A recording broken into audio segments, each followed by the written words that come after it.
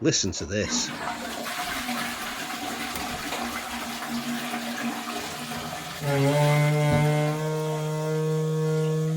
It sounds awful, but fortunately it's easy to fix. This toilet has a ball fill valve. If I lower it, water flows in here. That's the noise. That's the noise.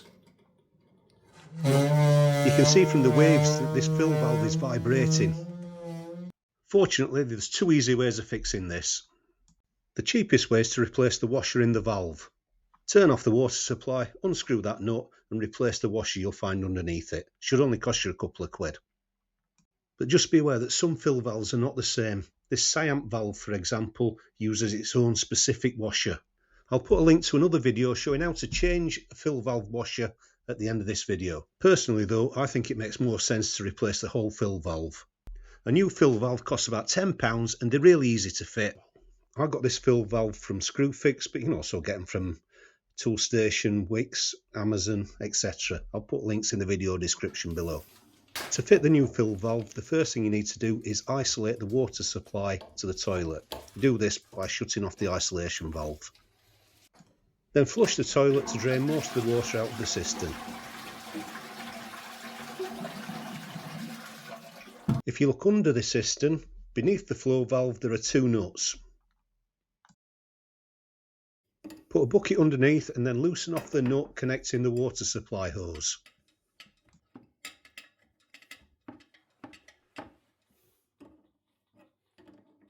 Let any water drain out and then remove the hose. Once you remove the supply hose, you can then loosen off the large plastic nut which holds the fill valve in place. It's at this point that any water that's left in the cistern will start to drain out. Just make sure you've got your bucket in place. There's not actually that much of it.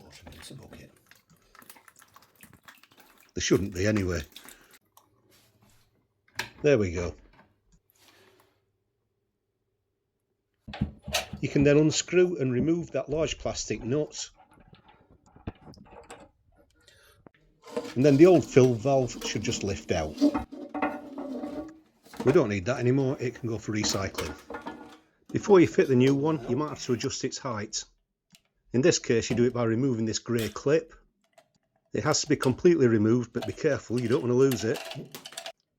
You then turn the top section clockwise and you can then slide it to adjust the length. The height needs to be high enough to allow enough water into the cistern to actually flush the toilet properly, but not so high that the water level rises above the overflow. I'm going to set this one just above halfway and then I can adjust it afterwards if necessary.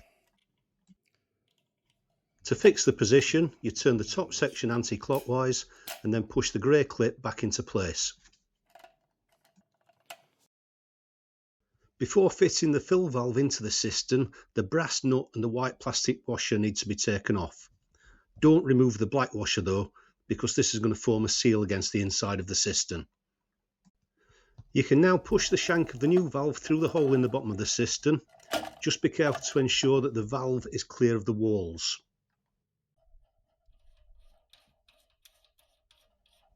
The white washer and the brass nut then go onto the bottom of the shank and then tighten to hold the valve in position and to seal it against the bottom of the cistern. You can then attach the flexi water supply hose and tighten all the joints to prevent any leaks. Turn the water supply back on at the isolation valve and the cistern will start to refill until it's shut off by the fill valve. You can see that the water level is sitting about 1 centimetre below the overflow, which is good enough for me. If it's too high and the water is overflowing, then you'll need to readjust the valve or you'll be constantly wasting water. Okay, let's try the flush.